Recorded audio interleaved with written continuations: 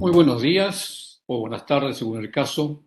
Mi nombre es Oscar Mesano y presido el Centro de Capacitación en Alta Tecnología. Les doy la bienvenida al webinar del mes de julio. Juntamente con OEA Citel tenemos un programa anual de webinars que comienza en febrero y finaliza en noviembre. Envíenos un mail con los temas que estiman interesantes y los evaluaremos para incluirlos en nuestro calendario. Ya hemos recibido algunos tópicos muy interesantes que estamos evaluando.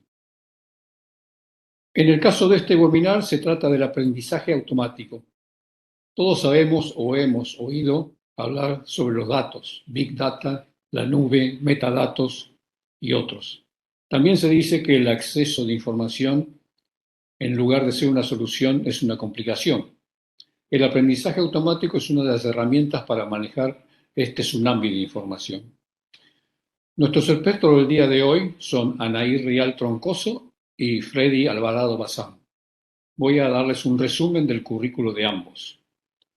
Anaí reside en Montevideo, Uruguay, y es programadora analista de procesos, desarrollo web data, Warehouse.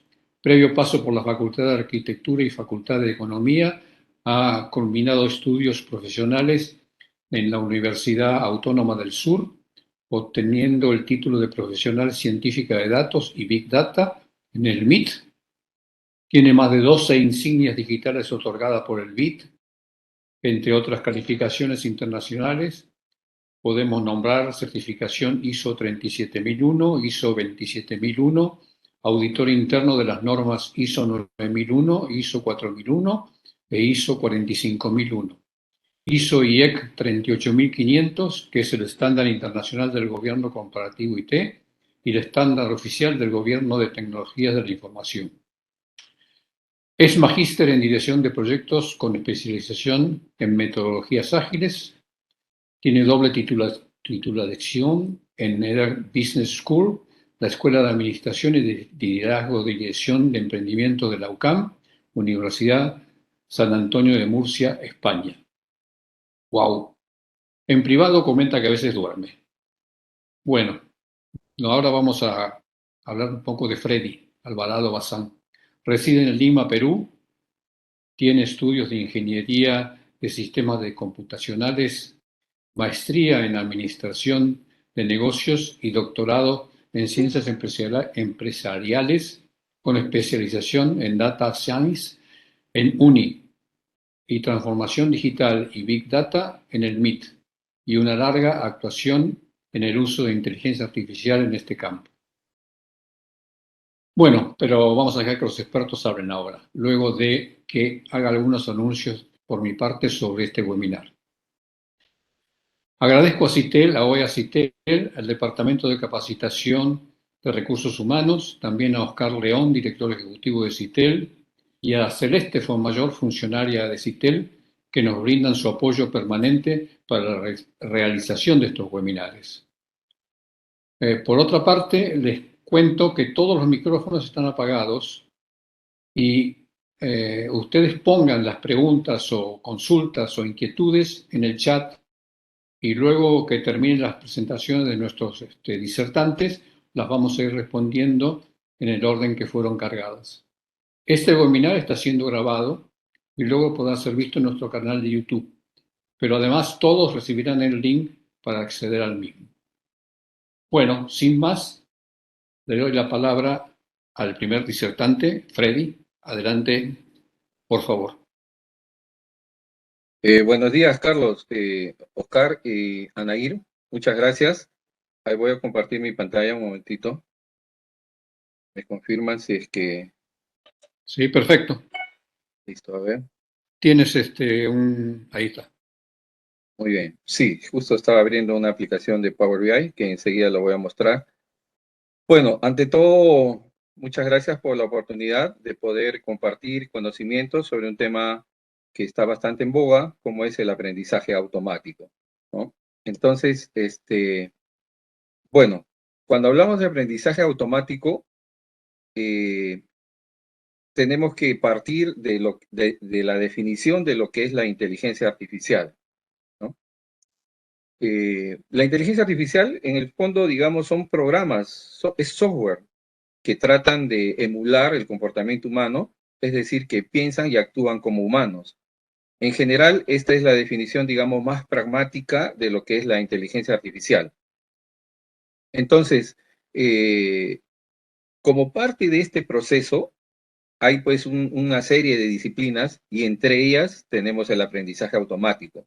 Es decir, cuando hablamos de inteligencia artificial y nos referimos al proceso de aprendizaje, entramos en el ámbito del machine learning o aprendizaje automático. Bueno, los especialistas recomiendan la traducción correcta es aprendizaje automático, aunque hemos visto en algunos textos que le llaman aprendizaje máquina. Es recomendable aprendizaje automático. Entonces, como tal, como parte de la inteligencia artificial que en sí busca pues, emular este comportamiento humano, en este momento, por ejemplo, la inteligencia artificial puede ver a través de la computer vision o visión artificial, puede oír a través de funciones de reconocimiento de voz y también puede comprender a través de funciones de procesamiento natural del lenguaje. Entonces, el punto de partida es la inteligencia artificial, este software que busca emular estas características cognitivas de los seres humanos y específicamente cuando hablamos de aprendizaje hablamos de machine learning. El término de inteligencia artificial fue acopiado por John McCarthy en la Universidad de Princeton en el año 1956 y como ven ya han pasado una gran cantidad de años a la fecha y pues se ha logrado un desarrollo notable en diferentes áreas de aplicación. Entonces, rápidamente vamos a hacer una mirada de qué es lo que se puede lograr con las aplicaciones de inteligencia artificial y específicamente en lo que se refiere a Machine Learning, ¿no? Por un lado tenemos, por ejemplo, el reconocimiento facial. Actualmente se ha desarrollado bastante. Detrás del reconocimiento facial hay varias tecnologías y entre ellas está el Deep Learning o aprendizaje profundo, que más adelante lo vamos a revisar y lo vamos a conversar. Esta es una aplicación. Antiguamente, por ejemplo, el registro de asistencia se hacía con una firma en una tarjetita. Posteriormente apareció la huella digital para registrar la asistencia y actualmente se hace a través de reconocimiento facial. Y no solo eso, también se puede detectar el nivel de emociones del colaborador o de la persona que cruza esta zona de revisión o de face recognition y podemos determinar, ¿no?, qué porcentaje de alegría, de preocupación, de tristeza, etcétera, presenta la persona en este momento a través también de estos algoritmos. Otra aplicación del aprendizaje automático es la detección de fraudes. Actualmente hemos visto que realmente en el mundo lo referente a digamos, vulnerabilidades o ataques o casos que afectan la ciberseguridad se ha difundido y se ha diseminado por todo el mundo. Actualmente el crimen es ya cibernético, es electrónico. Entonces, en este campo, digamos, el Machine Learning nos ayuda en lo que se refiere a la detección de fraudes, que básicamente es detectar transacciones u operaciones que salen de la curva normal de eventos y estos algoritmos, de acuerdo a unos rangos de confianza, lo detectan y avisan inmediatamente. Esto también se puede conseguir a través de esos algoritmos de Machine Learning. Es más, particularmente, bueno, les comento, yo soy analista programador de muchos años, he desarrollado un propio algoritmo para detección de fraudes dentro del ámbito de la detección de anomalías. Realmente el sustento o fundamento teórico de la detección de fraudes es la detección de anomalías, ¿no?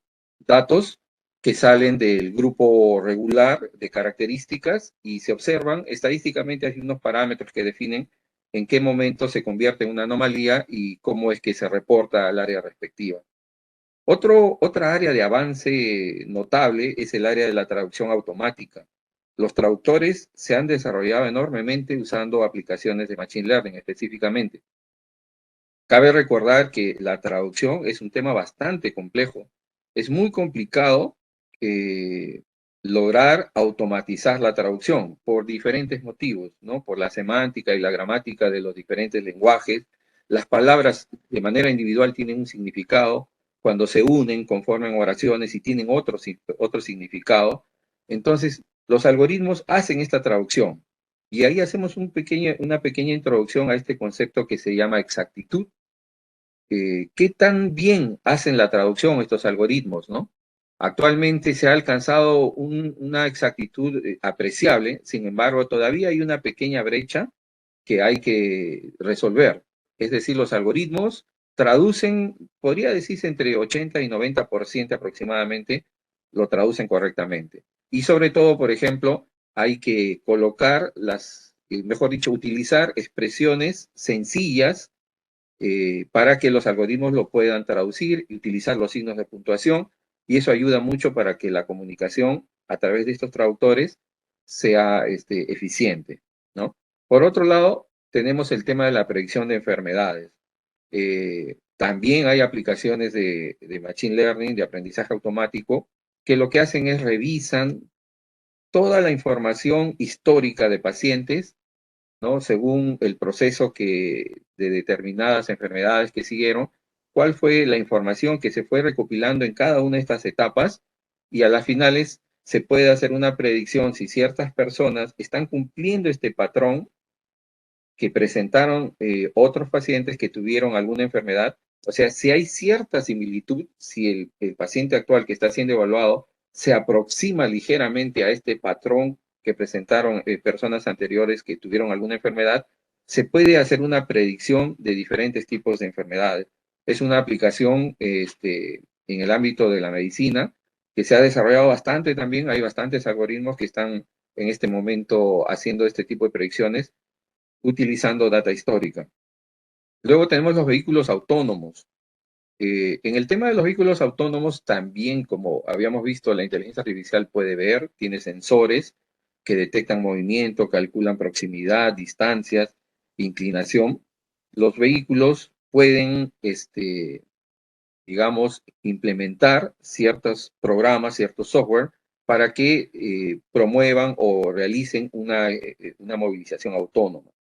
Sin embargo, como tal, realmente el desarrollo de la inteligencia artificial en estos últimos años ha sido vertiginoso, pero aún todavía hay algunos puntos que hay que mejorar. En lo que se refiere a los vehículos autónomos, todavía hay algunos puntos que se deben mejorar. Sin embargo, ya hay varias iniciativas que han salido o han dado resultados exitosos. Sobre todo cuando el vehículo se traslada, como por ejemplo en los campamentos mineros, los vehículos se trasladan de una manera horizontal o solo tienen una ruta de desplazamiento.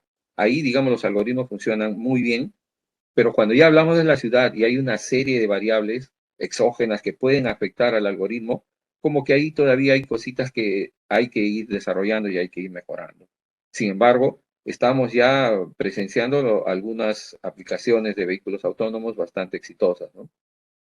También tenemos los conocidos asistentes virtuales, ya sea Alexa, sea de Google o de Amazon, lo que corresponda, pero tenemos asistentes virtuales que nos permiten o nos ayudan a realizar ciertas labores en el día a día, ¿no? Como hasta fijar una agenda. Yo particularmente utilizo bastante los asistentes virtuales porque leo, o mejor dicho, escucho estos audiolibros. Cuando me traslado de una ciudad a otra, activo Alexa y entonces empiezo a escuchar los audiolibros, y cuando hay una parte que me parece interesante, le indico al asistente, guárdame esta nota, y me lo va guardando. Entonces, es una manera de hacer más productivo el tiempo, porque a veces trasladarme de una ciudad a otra puede tomar entre 8 y 10 horas, ¿no? Sin embargo, bueno, con las medidas de seguridad respectivas, porque no podemos descuidar este tema, en zonas donde es autopista segura, ¿no? Hay un solo sentido, uno puede activar el asistente y puede aprovechar el tiempo.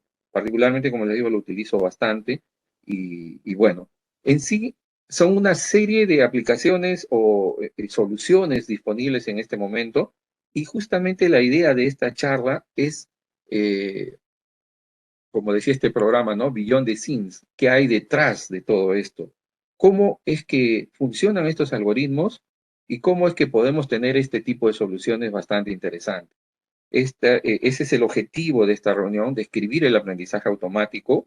Eh, Probablemente en algún momento por temas didácticos vamos a simplificar algunos términos para que principalmente se logre captar esta parte sin corriendo el riesgo de sacrificar de repente la rigurosidad científica que hay detrás de todo este tema.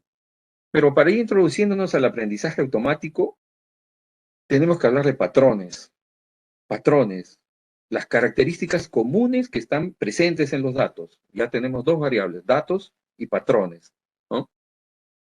Entonces, la detección de patrones en los datos actualmente es, digamos, una de las principales características de las aplicaciones de inteligencia artificial y específicamente Machine Learning. Dentro de los datos, agrupar e identificar un patrón y ver y comparar, ¿no? Por ejemplo, en este caso, digamos, el patrón sería este cubo, ¿no? Un patrón completamente definido, y en nuestros datos podríamos tener, de repente, podríamos identificar un grupo de datos que se asemeja al patrón. Como ustedes ven en la parte izquierda de este grupo de datos, no se asemeja como tal al patrón. Sin embargo, hay una probabilidad de que no sea similar a este patrón. Podríamos decir que este grupo de datos tiene una probabilidad de 50% de que se parezca al patrón o de similitud con el patrón. Este otro conjunto de datos tiene mucho mayor parecido al patrón, es decir, su probabilidad de que sea exactamente igual al patrón podría ser un poco más, podría ser 70 u 80%, ¿no? Entonces, en sí, las aplicaciones de Machine Learning en general identifican patrones y lo comparan, digamos, con el máster y vemos cuál es la probabilidad o cuál es la proximidad. Entonces ahí aparece un parámetro muy importante. Las soluciones de inteligencia artificial tenemos que evaluarlos desde esa perspectiva, o sea, cuál es su grado o nivel de exactitud. Esta tecnología, ¿con qué nivel de exactitud me da una predicción? ¿No? Entramos al mundo de las probabilidades, sabemos que las probabilidades va de 0 a 1 o de 0 a 100%. Entonces, hay soluciones que trabajarán con una alta probabilidad porque los datos lo permiten. Y hay otras soluciones en las cuales de repente la data, como es una etapa inicial, todavía no es muy consistente y las predicciones que se hacen es con una predicción baja. Entonces ahí corresponde de parte del funcionario, del directivo que va a tomar una decisión, hay que evaluar adecuadamente y definir si es que la aplicación en este momento nos está proporcionando una probabilidad de certeza aceptable. Se trabajará con un 50%, 60%, 70%, 80%, 90%, 100%. Eso depende, bueno, no vamos a llegar a 100, ¿no? Depende mucho del personal que evalúe. Entonces, básicamente, por lo pronto diríamos que el aprendizaje automático lo que hace es busca en los datos, identifica un patrón y por comparación plantea soluciones, ¿no? Como por ejemplo en el reconocimiento facial. Todas las personas, digamos, partimos de una foto y esta foto a través de técnicas respectivas se llevan y se hace un procesamiento estadístico y como que se obtiene el ID de cada uno de los rostros. Cada uno de nosotros por nuestras características generamos un ID, un número, un código único. Entonces, bueno, eso lo hace en las herramientas del álgebra matricial, ¿no?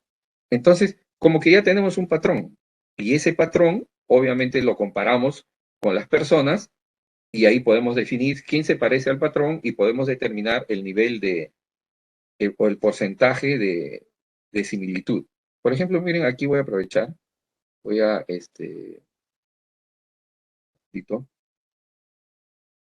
tengo acá un programa, pero no sé si, a ver, lo vamos a tener ahí un poco el video. Ya, esto, voy a apagar mi cámara un momentito, pero igual ustedes pueden ver mi pantalla. Acá tengo una aplicación bastante sencilla. Esta está hecha en Python. Python sabemos que es el lenguaje en este momento bandera, ¿no? Que nos permite hacer una serie de trabajos. A ver, vamos a hacerlo correcto.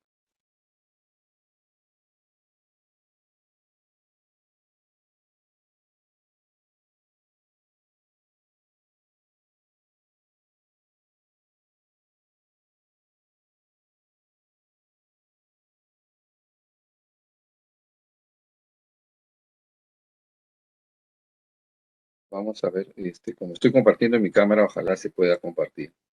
Vamos a ver. Ahí está. Sí lo logró compartir. Si ustedes ven aquí, por ejemplo, en la parte superior, el algoritmo está determinando a cuál de estas personas me parezco y cuál es el porcentaje de similitud. Y vemos que dice Freddy tiene un 63.55%, Carlos 25%, Carmen 14% y Verónica 32%. Entonces, en este caso, el algoritmo está indicando que la persona que en este momento está, digamos, delante de la cámara es Freddy. Y como ustedes ven, acá hay un dato importante. Me refiero al porcentaje o a la probabilidad de exactitud. Entonces, en este caso, estábamos viendo que era aproximadamente 60%, ¿no? Entonces, ¿cómo lo hace el algoritmo? Simplemente le paso una foto inicial y hace la identificación de este ID y hace un tema de reconocimiento facial y luego lo compara.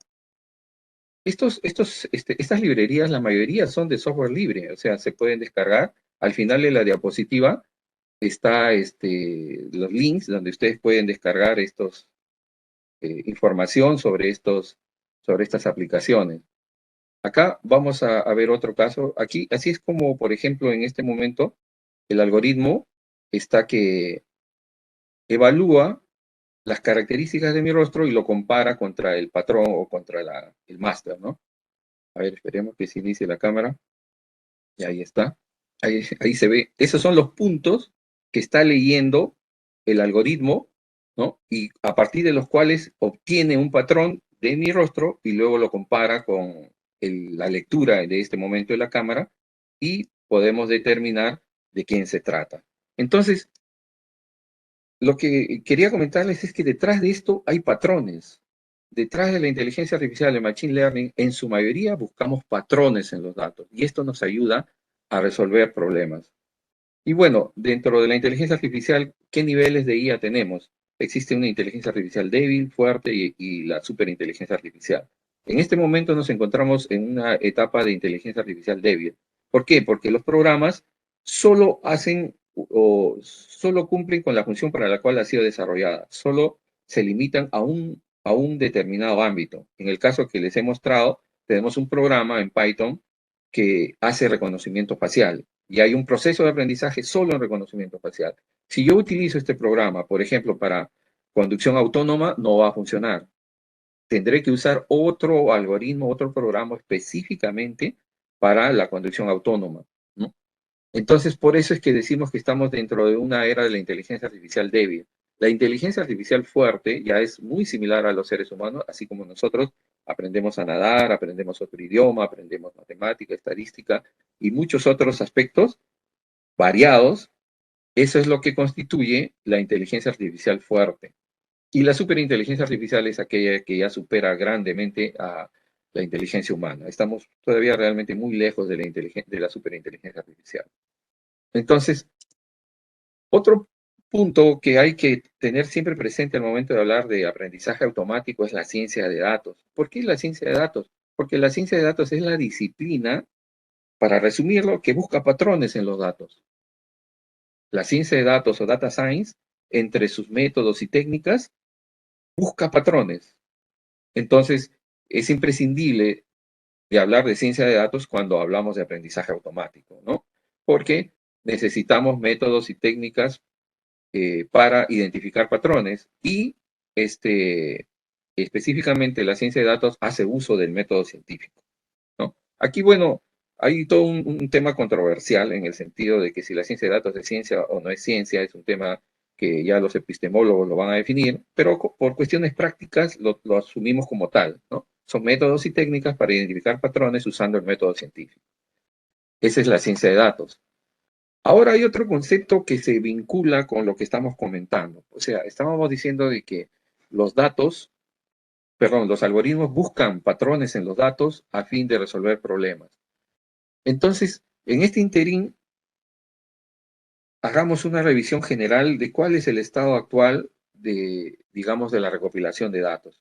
Por ejemplo, tenemos cerca de 7.700 millones de teléfonos móviles en el mundo y aproximadamente somos 7.400 millones, más o menos, de personas. Entonces se puede decir que hay más celulares que personas. Imaginen si esas 7.700 millones de personas tomaran una foto al día. Tendríamos 7.700 millones de fotos que se tienen que almacenar, se tienen que guardar, se tienen que recuperar, se tienen que backupear, se tienen que compartir, etc. Ahora, Si damos un paso más y hablamos de este término que está bastante en boga y que es bastante interesante, bastante apasionante, es el Internet de las cosas. Cuando ya hablamos del Internet de las cosas, hablamos de una red de objetos físicos, de todo tipo de objetos físicos interconectados a una red. Todo tipo de objetos físicos conectados a una red, ¿no? Entonces aquí, por ejemplo, tenemos que en la actualidad hay cerca de 22.000 millones de dispositivos IoT conectados a Internet. Decía un amigo, un IoT es cualquier dispositivo que tiene una tarjeta de red y se conecta a la red, en pocas palabras, ¿no? Ok, entonces actualmente hay 22.000 millones de dispositivos. ¿Cuáles son estos dispositivos IoT que se conectan a la red? Uno de ellos es el celular. El celular es creo que uno de los primeros dispositivos IoT, ¿no? Y que actualmente está enormemente difundido. Tenemos los celulares, las cámaras de vigilancia, los sensores de humedad y temperatura, los dispositivos Arduino y Raspberry, que son ya dispositivos que tienen microprocesadores, o sea, hacen un poco más, no solo transmiten con una cámara de vigilancia, con un dispositivo Raspberry o un pequeño procesador, podría adicionalmente transmitir estas imágenes, hacer identificación de rostro, como habíamos conversado. Esto se logra ya agregando capacidad computacional a estos dispositivos.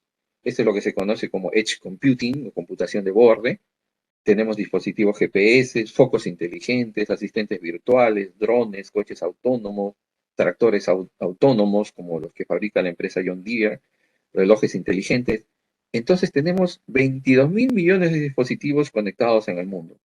Estos 22.000 millones de dispositivos, algunos de ellos van a tener la necesidad de almacenar información, ¿no? Entonces, si vemos la enorme cantidad de dispositivos y sus requerimientos de almacenamiento de información, entonces uno se pone a pensar, ¿y cómo hacemos eso? Justamente cuando hablamos de una enorme cantidad de información que hay que guardarla, hay que recuperarla, hay que backupearla, y no solo eso, hay que analizarla. O sea, esta enorme cantidad de información va a ir a los algoritmos de Machine Learning y vamos a identificar patrones. Entonces, cuando hablamos de este enorme volumen de datos, hablamos de Big Data. La Big Data son las técnicas y herramientas especializadas en el trabajo con grandes volúmenes de datos, ¿no? Los sensores o dispositivos IoT proporcionan una enorme cantidad de datos. Eso hay que gestionarlo, lo hacemos a través de Big Data. Aquí, por ejemplo, tenemos otro paradigma, ¿no? El paradigma del Smart City, la ciudad inteligente. Uno pues se imagina de que una ciudad inteligente es una ciudad con robots o equipos autónomos. No tanto así, digamos, en esta primera generación, el Smart City son aplicaciones de la IoT que buscan mejorar la eficiencia y sostenibilidad en las ciudades. Es decir, colocar una serie de sensores distribuidos en toda la ciudad que nos permitan resolver problemas comunes, como por ejemplo el problema del tráfico, ¿no? Con una gran cantidad de sensores que monitoreen la ruta de los vehículos, que recogen a los pasajeros, los centros o zonas, los paraderos, cuál es el comportamiento de las personas, cómo se desplazan. Hay una correlación entre la fecha, la hora, el clima, y estamos usándolo de manera óptima el transporte. De repente, al hacer análisis de estos datos, encontramos algunos patrones que nos va a permitir eficientar el uso de estos recursos. Eso es Smart City, una gran cantidad de sensores, ¿no? Que están distribuidos en toda la ciudad y nos permiten resolver problemas como les hablaba del transporte, el uso óptimo de la energía en las viviendas, la protección civil es un tema, creo que en todos los países de Latinoamérica tenemos ese problema, que hay que resolverlo. Entonces, hay que recopilar información de diferentes aspectos de las ciudades para poder resolver este tema que es, digamos, es un tema álgido en todas las ciudades, creo yo, por lo menos de esta parte del mundo. Monitorizar la recogida de residuos, también el tema medioambiental, etcétera. Entonces, todos estos dispositivos van a generar una gran cantidad de información y tenemos que almacenarla, tenemos que guardarla, tenemos que gestionarla, tenemos que analizarla. Eso se hace a través de la Big Data. La Big Data nos permite, son técnicas y herramientas especializadas en el trabajo con grandes volúmenes de datos. Y ahí aparece otro concepto que es el cloud, la nube, y lo podemos almacenar en la nube. Entonces, con esta introducción, estábamos describiendo un poco cuál es el escenario en el cual se desarrolla el aprendizaje automático. Partíamos de la IA, que son software, son programas que tratan de emular el comportamiento cognitivo de los seres humanos, Y hablábamos de la ciencia de datos, que es esta disciplina que nos permite identificar patrones. Nos dan los algoritmos, perdón, los métodos, técnicas para identificar patrones usando el método científico. Hablábamos de la Big Data, o sea, hay un enorme volumen de datos que actualmente se deben guardar en repositorios a los cuales se debe poder acceder desde cualquier parte. Eso lo hace la Big Data. Entonces, eh, habíamos conversado que para dentro del ámbito, o sea, cuando se trata de aprendizaje dentro de la inteligencia artificial, hablamos del aprendizaje automático. Y el aprendizaje automático se realiza sobre una fuente de datos, es decir, sobre la Big Data. Entonces, llegamos ya a lo que es el aprendizaje automático. Tenemos aquí dos definiciones para el usuario. El aprendizaje automático, el Machine Learning, simplemente es una aplicación, un programa que está instalado en el sistema de la empresa, simplemente lo ejecuta. Pero para el experto son métodos, modelos y una serie de algoritmos que hay que probar o desarrollar para poder establecer predicciones respectivas o adecuadas. Entonces, en este gráfico resumimos a grandes rasgos lo que es el aprendizaje automático. Es decir, son software, son programas a los cuales lo alimentamos de datos históricos, ¿no? Y también de resultados. Esto lo vamos a ver en las siguientes diapositivas, se va a entender un poquito más. Y alimentamos datos y resultados o variables predictoras y target a la computadora, y la computadora lo que va a hacer es va a probar una serie de modelos o algoritmos, programas, para ver cuál es el que mejor se aplica para este contexto, ¿no? Entonces, aquí hay un proceso hay un modelo matemático estadístico y el data scientist, el especialista, hace varias pruebas y determina cuál es el mejor modelo que se va a aplicar para este caso. Eso, digamos, una guía para algunos casos de inteligencia artificial es el accuracy. ¿Cuál es la probabilidad de exactitud que nos da el modelo? ¿Recuerdan? Hace un momento estábamos hablando del reconocimiento facial. En el caso que vimos, el algoritmo reconocía un 60% de mis características faciales y me asignaba la etiqueta de Freddy, ¿no? Lo comparaba con el patrón. 60%, 70%. Ese es un tema que depende mucho del contexto, ¿no? Es decir, ¿cómo sé yo que este algoritmo que he escogido es el correcto? Hay que evaluar las métricas de desempeño. Hay varias métricas de desempeño. En este caso vamos a hablar de la accuracy, la exactitud, ¿no? Tenemos que definir el umbral. ¿Con qué umbral de accuracy vamos a trabajar? ¿No? 60%, 70%, 80%, 90%. Si, por ejemplo, en mi aplicación esta de reconocimiento facial, si yo le pongo una exactitud de 50%, simplemente no me va a reconocer. Va a decir, no, la probabilidad de que esta imagen corresponda a Freddy es 50%, pero como han definido un umbral de 50%, le voy a asignar la etiqueta desconocido. Si le pongo el umbral de 60%, obviamente me va a reconocer inmediatamente. Entonces, ¿de qué depende? Esta es una pregunta muy importante. ¿Cuál es el nivel de exactitud que debe tener el modelo para que salga a producción? Depende de muchos factores, ¿no? Y que ya según cada sector se va a determinar el accuracy o la exactitud que se necesita para poder llevar a producción. En este caso estamos hablando de un 80%, ¿no? Y aquí hay otro detalle. Yo puedo hacer mi algoritmo, trabaja y según toda la información que hay en el sector logramos una accuracy, una exactitud de 60%. Ok, estoy trabajando con 60%. Pero ese es con la data histórica hasta este momento. Luego vendrá el año 2, el año 3, el año 4, 5. Seguimos avanzando en el tiempo y cada vez hay más datos. Cada vez hay más datos para que el algoritmo lo pueda procesar. Entonces, con el paso del tiempo, por ejemplo, si estamos haciendo una labor de predicción de repente el volumen de ventas o el valor de un stock, de una acción, etcétera, en el tiempo cero vamos a tener un volumen de datos y vamos a tener un accuracy, por ejemplo, de 60%. Pasa el tiempo, tengo más datos, tengo más casos, entonces el algoritmo puede identificar más patrones y con el tiempo el algoritmo, porque hay más datos, va a mejorar su accuracy, su exactitud. Ahora vamos a tener una exactitud de 70%. Eso es lo que se conoce en esencia como aprendizaje automático. Ahí se dice que el algoritmo aprendió.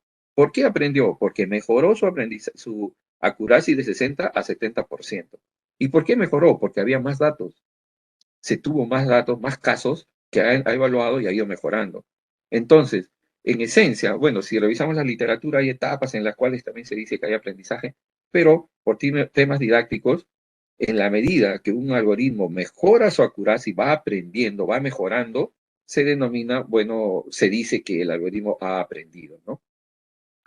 Entonces, luego llegamos a la clasificación de, digamos, de Machine Learning como parte de la inteligencia artificial. Tenemos algoritmos propiamente de Machine Learning o aprendizaje automático. Tenemos algoritmos de Deep Learning propiamente para el procesamiento de grandes volúmenes de datos, es Deep Learning o aprendizaje profundo. Durante todos estos años de experiencia siempre he visto que hay una cierta percepción de los científicos de datos en general. Piensan que porque los algoritmos de Deep Learning son más complicados, son más eficientes que los de Machine Learning, pero eso no es correcto, no es así. Estos algoritmos de Deep Learning para un ámbito, a un aspecto de estudio pueden funcionar muy bien y para otros puede funcionar, por ejemplo, lo de Machine Learning. Justo ayer estaba leyendo un post que habían colocado que los estudiosos decían por qué los algoritmos de árboles de decisión de Machine Learning son más eficientes que los de Deep Learning. Es cierto. Es decir, no existe la herramienta mágica dentro de aprendizaje automático. Tenemos que probar con diferentes algoritmos, diferentes modelos, hasta encontrar el mejor accuracy, ¿no? Entonces tenemos aprendizaje automático propiamente como parte también de Machine Learning. Tenemos Deep Learning, aprendizaje profundo y el aprendizaje reforzado. Son los tres tipos. Vamos a hacer, rápidamente vamos a revisar estos conceptos. Cuando hablamos de Machine Learning, tenemos tres tipos de algoritmos, digamos, para empezar, los que vamos a conocer inmediatamente. Tenemos algoritmos de clasificación, algoritmos de regresión y algoritmos de clustering. Los de clasificación, lo que buscan es responder a esta pregunta. Pasamos los datos y el algoritmo me dice, para este nuevo registro, ¿es A o es B? Ese es un algoritmo de clasificación binaria. También hay multiclase. Puede ser A, B, C, D, F, G, ¿no? Etcétera. Esos son los algoritmos de clasificación. Pero cuando se trata de predecir una variable numérica, para simplificarlo, cuando queremos o responder a la pregunta ¿cuánto? Hablamos de regresión. O sea, el día lunes tuvimos una temperatura de 72 grados Fahrenheit y en base a toda la información histórica que tengo, identificamos patrones y podemos predecir para el día martes cuál probablemente sea la temperatura y como ya hemos visto, con una determinada probabilidad, ¿no? Luego tenemos los algoritmos de clustering. Estos algoritmos son bastante interesantes. Estos identifican patrones a través de grupos. O sea, ¿cómo identificas patrones usando clustering? Subimos la data y el algoritmo lo va a dividir en grupos.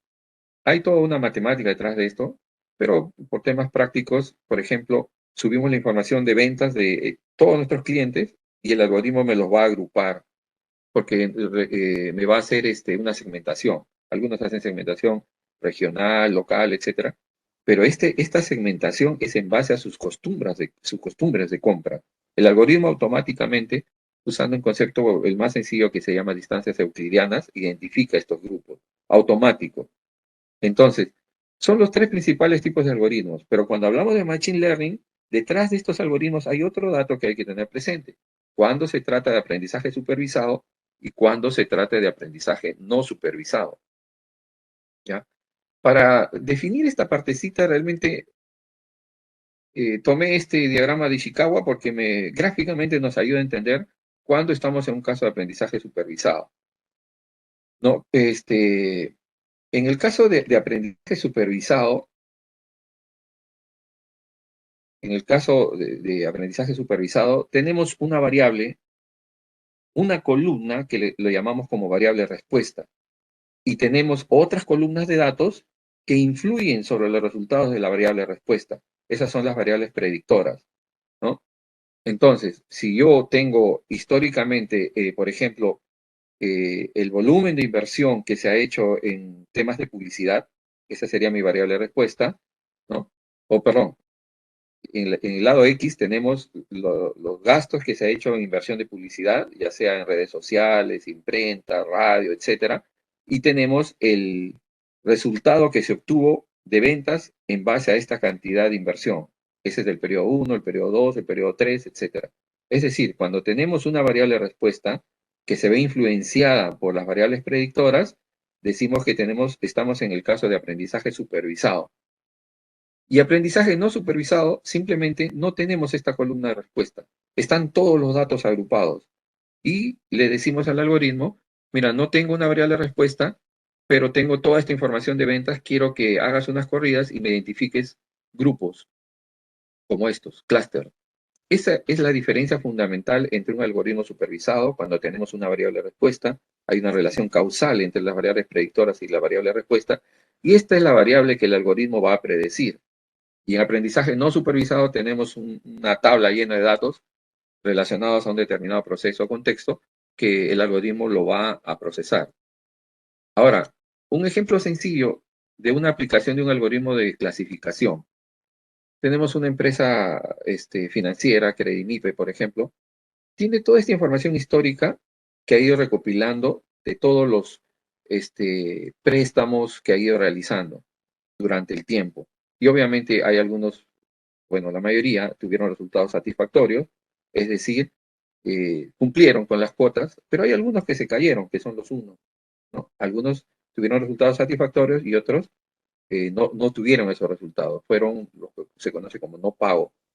Pero a su vez hay una gran cantidad de información relacionada a este resultado, ¿no? Ese es justamente el caso de aprendizaje supervisado, porque tenemos una serie de datos que influyen sobre el resultado. Bueno, realmente el algoritmo es quien va a determinar si existe una correlación entre estos datos, los datos pueden ser X, ¿no? Puede ser de repente como está aquí, por ejemplo, el sexo, la edad, el sector en el que trabaja, el ingreso mensual, el score en el sistema financiero, la cuota promedio en otras instituciones, la cantidad de tarjetas, etcétera. Toda la información que se pueda recopilar relacionada a este proceso y el resultado, ¿qué resultado tuvo esta persona en este crédito? Satisfactorio, satisfactorio, y el uno, bueno, acá hubo problema. Entonces, lo que hace el algoritmo es identifica patrones. ¿Cuál de estas características o cuáles de estas características influyen y determinan el resultado, ya sea positivo o negativo, ¿no? Entonces, si tenemos inicialmente 1000 datos, tendremos un accuracy, 2000, 3000, 10.000, 5000, 100.000, 1.000.000. Nuestro algoritmo va a ser mucho más preciso. Entonces, estamos en un caso de aprendizaje supervisado. Entonces, el modelo tradicional, una persona llega, ingresa su solicitud de crédito, con esos datos, se recopilan todos los datos de esta persona, se lleva la solución de Machine Learning y hace una predicción, ¿no? Determina cuál es la probabilidad de Y, cero pago o impago, ¿no? Y ahí lo va a determinar. Y así como en el face recognition, en mi foto, el 60% era probable que sea Freddy, igual acá hay que definir un umbral. Acá estamos diciendo que el algoritmo está diciendo que hay un riesgo crediticio de 8.5% de incumplimiento. Entonces, como es bajo y de repente el umbral, por decir, no sé si se ajusta en todos los sectores, le han puesto con 10%, allá, de 10% hacia abajo es impago y de 10% hacia arriba, perdón, 10% hacia abajo es un buen crédito, hay poco riesgo, entonces se le asigna el resultado cero. Entonces se le entrega el crédito, ¿no? Pero si el algoritmo indica que hay un alto riesgo, 89.3%, el umbral era 10, si supera 10 ya es mucho riesgo, este es excesivamente alto, ¿no? Entonces este es no pago y simplemente se le va a desaprobar el crédito. Actualmente existen empresas fintech, se conocen como fintech, empresas de servicios financieros, que esto lo han automatizado, ¿no? Este era el procedimiento tradicional, pero ahora no es así. Ahora uno ingresa a un portal, llena los datos e inmediatamente sale el resultado si es apto o no apto para un determinado tipo de crédito. Entonces, esa es una aplicación de lo que es Machine Learning en lo que se refiere a aprendizaje supervisado y específicamente a regresión. Perdón, clasificación, ¿no? Acá clasifica entre 0 y 1. Este es un caso ya de regresión, es un caso conocido. Este algoritmo se alimenta de una serie de datos relacionados a ciertos inmuebles y el algoritmo va a determinar cuál es el valor promedio de este inmueble en el mercado. Entonces, para esto, de la misma manera, se ingresa una gran cantidad de información, como por ejemplo el índice de accesibilidad a las pistas radiales, proporción de viviendas en propiedades ocupadas construidas antes de 1940, número promedio de habitantes por vivienda, concentración de óxido de nitrógeno, etcétera. Una serie de datos relevantes para que el algoritmo pueda encontrar un patrón y pueda hacer una predicción y pueda determinar el valor promedio de la vivienda. Acá están los datos, este es el dataset, el conjunto de datos, están todas las columnas a las que me refería en la lámina anterior, y aquí está la estimación o el valor real, este ya es dato histórico, ¿no? Esta vivienda con todas estas características tiene actualmente un valor de mercado de 24, aquí de 21 y etcétera. Hay una serie de casos. Entonces, toda esta información se ingresa al algoritmo respectivo y el algoritmo identifica un patrón y para un nuevo caso va a poder determinar cuál es el costo de la vivienda. Y eso está aquí, ¿no? Aquí tenemos, por ejemplo, datos, un nuevo caso. Y aparte, el algoritmo también te determina, te dice de todas estas variables, las que influyen principalmente en el target o en el resultado podrían ser estas, ¿no? En este caso, por ejemplo, para este ejemplo, ha determinado que estas tres variables son las que determinan principalmente el valor de la vivienda, el número de habitaciones en la casa, ¿no? El nivel de pobreza cercano de los vecinos y la cantidad el ratio de estudiantes por profesor en la zona, por decir, ¿no? Para este ejemplo didáctico, son las principales características que influyen en el resultado. Entonces, se ingresa estos datos y el algoritmo hace las predicciones, ¿no? Para este cliente 1 es esta la predicción, para el cliente 2 esta otra la predicción y el cliente 3 esta otra predicción de los valores posibles. Ese es en lo que se refiere a regresión. Clustering. Clustering es un caso de aprendizaje no supervisado, como les conversaba, y en el cual se sube toda la data y el algoritmo empieza a hacer, hay un proceso estadístico, matemático estadístico, en el cual empieza a identificar cercanías entre los puntos de datos, ¿no? Y a esas cercanías le asigna un grupo o clúster. Este es uno de los algoritmos bastante usados realmente. Se sube la data y de acuerdo a sus similitudes identifica diferentes grupos, ¿no? En este caso los patrones son los grupos, porque cada uno de estos grupos de clientes tiene sus propias características, ¿no? Cuáles son los productos que consumen, en qué momento, en qué tienda, en qué lugar, etcétera. Entonces, en clustering no supervisado se sube la data tal cual como tenemos, ¿no? Ya el algoritmo mismo, inclusive en alguna parte, te indica esta columna no es de mucha utilidad, esta sí, esta no, esta sí, esta sí, esta tiene una gran influencia, etcétera. Entonces, como tal, luego el algoritmo te muestra los grupos que se han generado. Esta es una vista plana de los grupos. Aquí hay una vista 3D. Esto lo hacemos con Python. Aquí se ve, por ejemplo, los grupos de clientes separados, ¿no? Y los podemos ver gráficamente. Aquí están en pequeñas nubes. Aquí hemos pasado un plano en el medio de la nube para poder verlo en el espacio o tener otra vista. Y cada uno de estos grupos contiene clientes con características de consumo similares y por ende las áreas de marketing pueden hacer de repente las promociones y las propuestas respectivas considerando las características o las similitudes de los clientes que conforman estos clústeres. Acá hablamos de las métricas. Les hablé de las métricas. Habíamos tomado solo una de ejemplo, el accuracy, ¿no? Pero acá hay las diferentes métricas que se utilizan, ¿no? Precision, recall y etcétera. Y aquí en el lado izquierdo están algunos de los algoritmos, hay una gran cantidad, pero son, digamos, los más conocidos. Estos son los algoritmos de regresión, de clasificación, y cuáles son las métricas que mayormente se utilizan para los modelos de regresión y para los modelos de clasificación, ¿no? Hablé de la accuracy, cuando hablamos de regresión, mayormente se utiliza el MAE o el error absoluto medio, ya depende del trabajo que se realice. Y para terminar, Deep Learning. Esta partecita, Deep Learning es, como les comentaba al inicio, es un algoritmo un tanto especial realmente. Hay una parte inclusive en la cual realmente no se sabe qué sucede dentro del algoritmo propiamente. O sea, si hacemos un análisis de caja negra, tenemos un input y tenemos un output. Y el punto de partida de las redes neuronales es el perceptrón. El perceptrón es un pequeño algoritmo en el cual, por ejemplo, vemos aquí, hay dos inputs, ¿no? Y se tiene una función de activación, es decir, si se activa o es 0 o es 1, se activa o se desactiva. Pero en el fondo son ecuaciones de regresión lineal.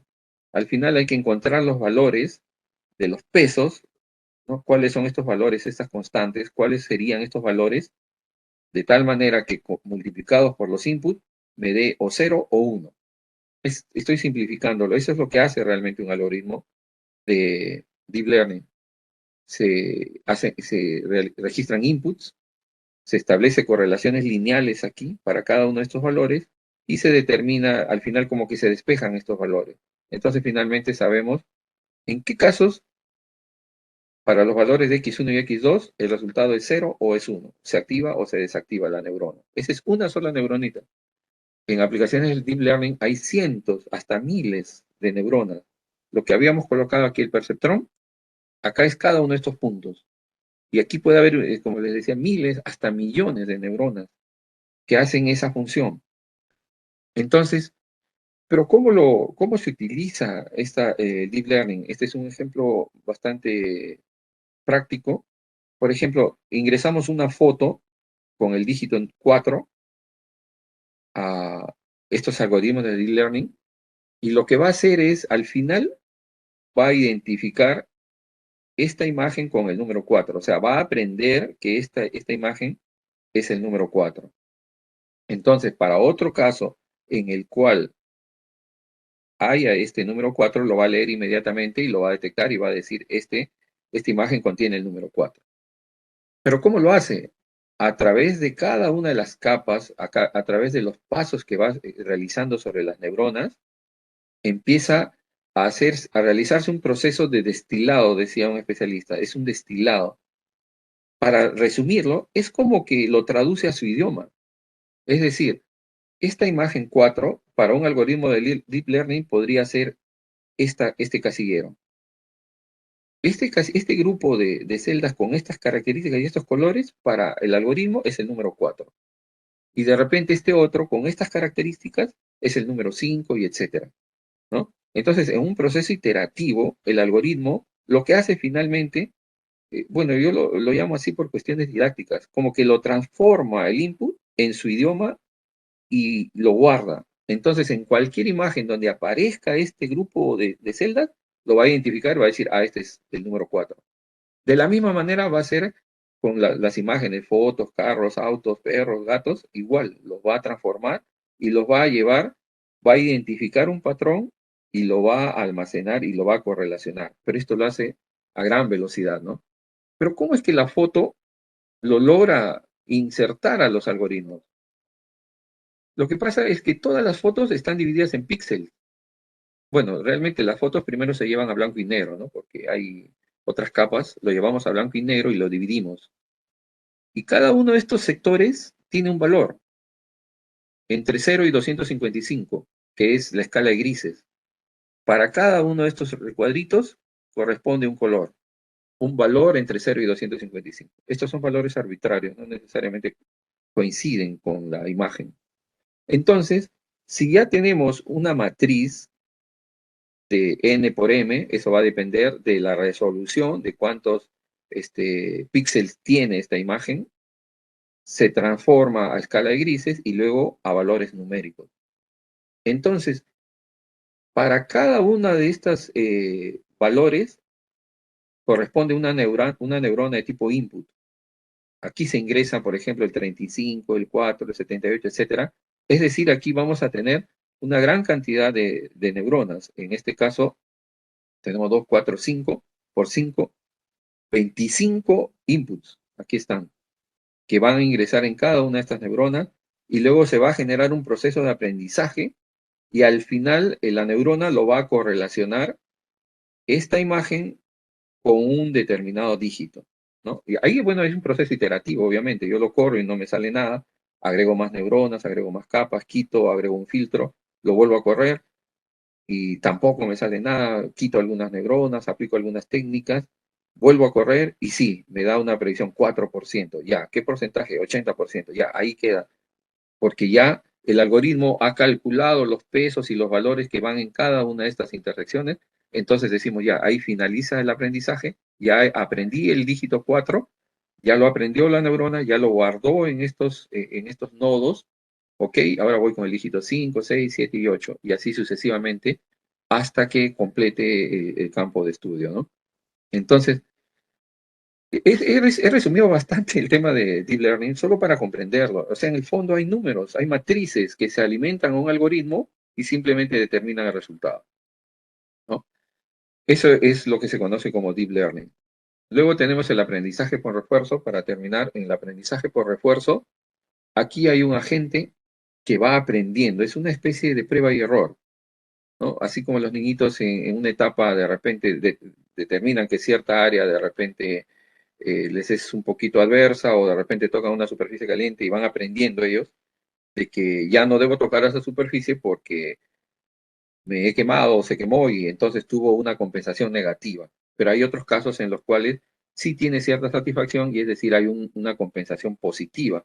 Así funcionan estos algoritmos de aprendizaje reforzado. De la experiencia van aprendiendo si es positivo o negativo, como el caso, por ejemplo, de los vehículos que aprenden un circuito, un vehículo, bueno, que tiene un algoritmo de inteligencia artificial, lo puedes colocar, digamos, como estas ilustradoras, aspiradoras que se utilizan en las casas, van aprendiendo las rutas, ¿no? Por aquí me golpeo, allá, para esta sección, esto no puedo ir por este lado porque hay choco con algo. Si giro a la derecha, por aquí avanzo.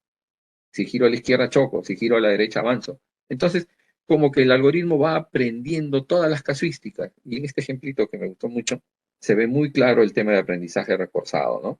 Es decir, en algún momento de este algoritmo, el algoritmo tiene, en algún momento de este juego, el algoritmo tiene que decidir en cuál de estos lugares va a colocar la siguiente marca. Entonces, de repente, en algún momento lo colocó aquí y perdió. Entonces, aprendió, lo guardó en su memoria, digamos, el hecho de que cada vez que tiene esta disposición y lo marca aquí, pierde. Pero cuando tiene un caso similar y lo marca aquí, gana. Entonces, ¿no? Aquí había una penalización y aquí una recompensa. Y es así como va guardando todas las casuísticas que se van dando y finalmente hace un aprendizaje según el contexto, ¿no? Ese es el concepto de AlphaGo, este juego este algoritmo de inteligencia artificial que lo hizo Google y aprendió desde cero este algoritmo. Y bueno, le ganó al mejor jugador del mundo de AlphaGo, lo logró hacer este algoritmo de AlphaGo usando aprendizaje reforzado. Bueno, luego tenemos el despliegue, aquí ya tenemos un poco de Python, acá están los algoritmos de Microsoft, ¿no? Los diferentes tipos de algoritmos que están disponibles en la nube, uno puede contratar estos servicios o puede de repente programarlo. Acá están los para análisis de textos, hay este grupo de algoritmos, para regresión, este grupo de algoritmos, para clasificación multiclase, este grupo, para clasificación binaria, tenemos este otro grupo, para clasificación de imágenes también, detección de anomalías también hay algoritmos, para clustering y inclusive para sistemas de recomendación también tenemos otros grupos de algoritmos. Todas las empresas lo tienen en la nube, ¿no? Particularmente yo trabajo con Microsoft y en algunos casos trabajamos con estos algoritmos y en otros casos los desarrollamos nosotros. Bueno, esa ha sido un poco mi presentación.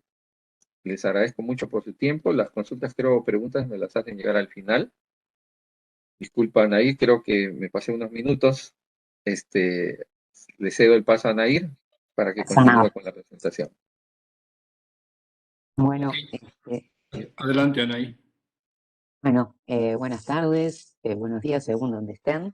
Primero que nada, quiero agradecer también la oportunidad de poder compartir los conocimientos con todos y que bueno, también a la academia, a ti Oscar, por darnos esta oportunidad y bueno, espero que podamos contribuir con aclarar algunos temas que justamente hoy día están tan en boga y que en estas latitudes que nos resulta un poco nuevo a todos, ¿no? Entonces, yo voy a tratar de orientar la charla más a lo que hay, a lo que se está viendo y cómo nos está impactando, ¿sí? Entonces, por un lado, me gustaría hacer como un pantallazo de lo que hay en inteligencia artificial a nivel global y también acá a nivel de América Latina, ¿sí? Y bueno, ahí vamos entonces. Vamos a uno de los casos así más llamativos y que ha impactado es el caso de Estonia. Estonia es el primer país casi totalmente digital, ¿no? El que se le llama el país 5.0 a nivel mundial, ¿no? Donde ya tiene su gobierno, servicios, administración, todo totalmente digitalizado, ¿no? Yo hice un extracto acá de su presidente, ¿no? De la República de Estonia, que fue del 2016 al 2021, que dice que Estonia tiene un gobierno digital al servicio de los ciudadanos con el que pueden acceder a los servicios públicos las 24 horas del día y los 7 días de la semana a través de Internet. La firma digital con sellado de tiempo garantiza por el Estado, permite a las personas comunicarse con el Estado, con las empresas, y el sistema proporciona a los ciudadanos un acceso fácil a sus datos y también puede comprobar que no se utilizan incorrectamente. El acceso favorece la participación y el control fomenta la confianza. Un tema importante, sobre todo, es la confianza, ¿no? Porque es algo que se ha venido perdiendo en los gobiernos, la confianza. Entonces, como que todo esto de inteligencia artificial que genera transparencia, que empodera a los ciudadanos, que los hace partícipes, eso todo es garantía y genera confianza en la ciudadanía en general, ¿no? Para ello, ya vamos a ir viendo, se necesitan varias cosas. Pero bueno, casi todos los países, casi todos como que nos estamos apoyando en los logros y en cómo ha podido Estonia salir adelante haciendo uso de todas estas nuevas tecnologías disruptivas, ¿sí? Y bueno, entonces esto fue sacado de, del BID, ¿sí? Para que no haya problemas ¿cómo es? De propiedad intelectual. Entonces, como decía, casi todos los gobiernos nos estamos apoyando en lo que es el caso de Estonia, ¿sí? Y más a nivel acá de América Latina. Ya. La estrategia de inteligencia artificial en Estonia, que primero, como no era de Estado, sino era a nivel general, se llamaba Kratai. Y ahora se llama Kratai, que es justamente la del sector público, ¿sí? Y está apoyada sobre todo en 4 pilares básicos, ¿no? Uno que es la optimización de procesos comerciales, ¿sí? Lo primero que se debe hacer es empezar a optimizar cada uno de los procesos que se lleva a cabo dentro de, ya sea dentro de lo público o lo privado, ¿sí? Dentro de cada sistema, ¿no? Por ejemplo, una liquidación de sueldos, por poner cualquier ejemplo, ¿no? Digo, existen determinados procesos. Primero, que se ingresa los días trabajados o los días o las horas de que se le tienen que imputar a descuentos. Entonces, todo eso es un proceso que hay que sistematizarlo, ¿no? Entonces, una vez que logramos automatizar todos esos procesos, ahí vamos avanzando. Serían los primeros pasos. Entonces, después pasa el punto 3, el control de la calidad de ese producto, ¿sí? Y después la mitigación de esos riesgos, ya que, como sabemos, en todo caso hay riesgos, ¿no? Entonces, todo eso tiene que estar controlado, ¿sí?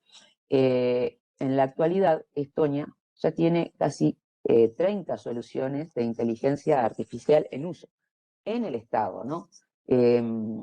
Bueno, una de las cosas que también no dije que es de interés llevarlo un poco a la perspectiva de la visión estatal en América Latina también, ¿no?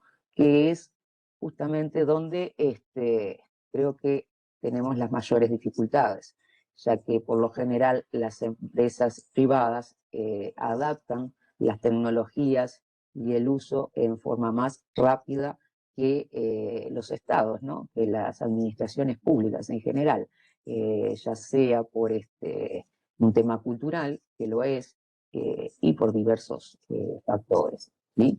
Entonces, uno de los casos de inteligencia artificial de Estonia se llama Sube, que es un chatbot que fue creado como respuesta al COVID-19 y interactúa en forma, como decía hoy Freddy, con lenguaje en forma normal, ¿no? Como si fuera un humano más, ¿sí?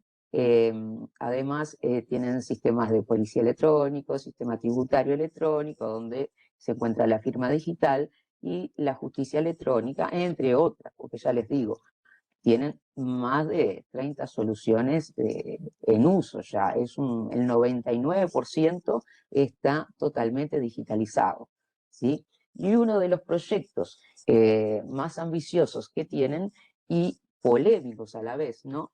Es que quieren empezar a crear jueces robots, ¿sí? Que es un tema nada menor, ¿verdad? Y bueno, también lo que podemos decir es que se basan en una arquitectura legal compartida y reutilizada. Los metadatos es obligatorio y se exige por la ley. La ley de información pública de Estonia garantiza el libre acceso a los contenidos de la RIA, ¿sí? El uso, la distribución y la modificación de los contenidos de la RIA aún no está regulado explícitamente. Bueno, esto ya veremos que es un tema que creo que nos convoca a todos, ¿no? Porque no está regulado en ningún lado, no solo en Estonia, ¿sí? Y el uso y la distribución y la modificación del contenido, como le decía, no está regulado. Y la documentación y el intercambio de bases de datos públicos, los metadatos de los sistemas de información es obligatorio y está regulada y se aplica por ley. ¿Sí? Se entiende, ¿no? No está regulada la inteligencia artificial, pero sí la documentación y el intercambio, ¿sí? De esos datos. ¿Tá? También tiene una arquitectura organizativa que se basa en una arquitectura técnica donde existe un servidor, por ejemplo, un servidor web Apache con lenguaje de programación Java, autenticación y autorización. Los metadatos con OWL y XSD. Y la arquitectura semántica que tiene de la RIA almacena los metadatos en las bases de datos públicas de Estonia, registros y sistemas informáticos, sistemas de información, formato legible por humanos y máquinas, que es con XML o WL. Formato solo legible por humanos, el PDF. Y formato solo legible por máquinas, CSV, WSDL. Recursos disponibles, ¿tá? Son 900 instituciones descritas en RIA, ¿sí? También, bueno, existen muchísimos casos. Después, si ustedes quieren, les puedo compartir un link donde pueden buscar más información. También existe un aplicativo que se llama XRobot, ¿sí? Que tiene 766 instituciones conectadas, ¿sí? Bueno, entonces, como veníamos diciendo, es uno de los países que tenemos todos como ejemplo a seguir y nos basamos en sus adelantos para, bueno, tomarlos como ejemplo y adaptarlos a nuestras realidades, ¿verdad? Como les decía, entre los ejemplos de uso, los algoritmos de inteligencia artificial crean nueva generación de fármacos. Existen dispositivos biométricos que funcionan con inteligencia artificial y permiten predecir ciertos tipos, por ejemplo, el cáncer de mama, ¿no? Esto cuando ya lo estudiábamos con Freddy en el MIT, ya nos decían, ¿no? Que todo esto por lo general se hace con deep learning, lo que él decía es el aprendizaje profundo, ¿sí? Entonces, ya ahí los científicos del MIT nos decían que no se sabe cómo el algoritmo adentro procesa toda esa información, ¿no? Y da ese resultado. Aún eso no lo lograron comprender, ¿sí? Por eso es que se le denomina los algoritmos de caja negra, ¿sí? Después también tenemos estamos hablando ahora siempre de Estonia, ¿verdad? Tenemos otro procedimiento, otro software de inteligencia artificial, que es el de Blue Box, que es una prueba de detección precoz que funciona de manera la cual puede predecir un test de embarazo, ¿sí? También predicción de fallos cardíacos, de enfermedades graves y de evolución de los pacientes hospitalizados, ¿sí? También hay aplicaciones donde pueden detectar 200 patologías de la piel distintas, ¿no? Haciendo justamente el uso del reconocimiento de imágenes, ¿sí? Como también explicaba Freddy perfectamente, ¿sí? Por los algoritmos predictores que operan mediante un sistema de visión computacional, ¿sí? No sé si se va entendiendo. Espero que sí.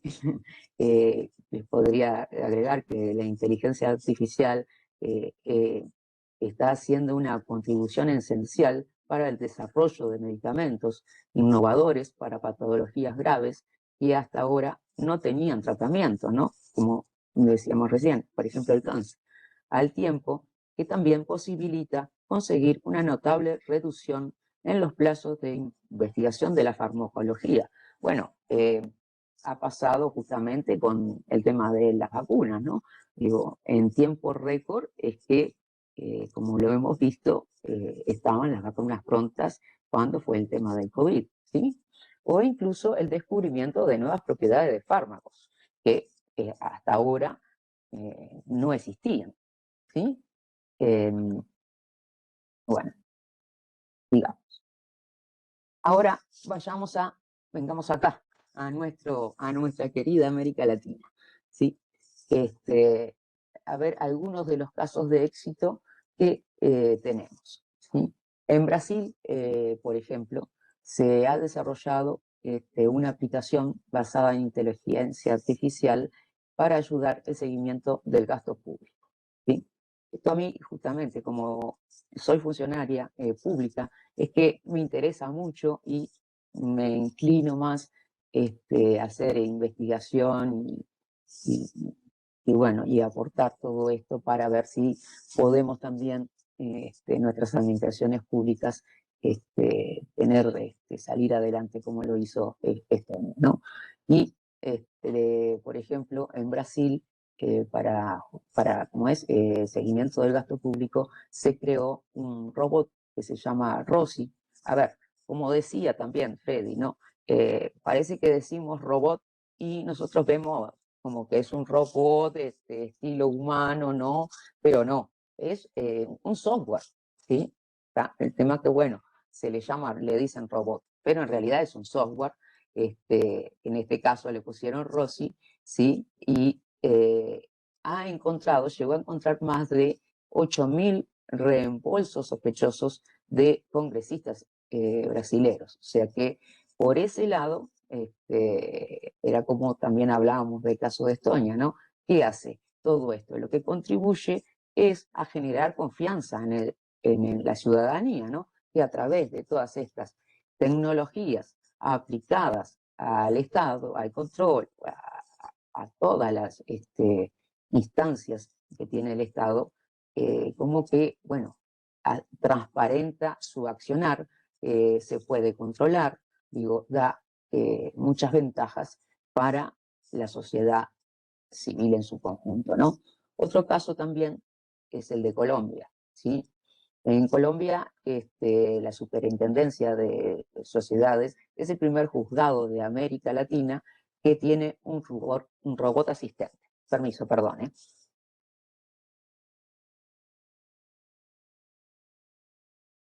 ¿eh? A ese robot se le denominó Ciarelis. Se basa también en inteligencia artificial para resoluciones de litigios societarios. Asesora a la delegator, a la legislatura por los procedimientos mercantiles para decidir sobre el conflicto societario. ¿Sí? Ahí disculpen que me tranqué un poquito. En el momento, Ciarelis se encuentra disponible para apoyar los siguientes litigios societarios. Uno, el reconocimiento de los presupuestos de ineficiencia. Dos, el abuso del derecho del voto. Tres, la responsabilidad de los administradores. Y cuatro, desestimación de la personería jurídica. 5. Impugnación de decisiones de la asamblea o junta de socios. ¿Sí? O sea que eso es, en grande medida, es lo que hace este robot Ciarelis. ¿Sí? Después tenemos la inteligencia artificial puede mejorar los procesos también en la justicia.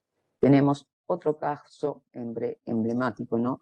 Que es el de Pretoria, que fue elaborado en la UBA y ALAB, ¿sí? Y que es un sistema predictivo que se encuentra en aplicación en un máximo tribunal de justicia. Este desarrollo ha marcado un hito a nivel mundial, ya que es el primer aplicativo en producción, ¿sí? A nivel mundial con estas características. Y está desarrollado, como les decía, en el ámbito de la UBA de IALAB, para ser aplicado en la Corte Constitucional de Colombia, que ha obtenido el premio, ¿sí?, a la mejor herramienta de modernización en la materia de justicia, por la corporación y por la justicia, ¿sí?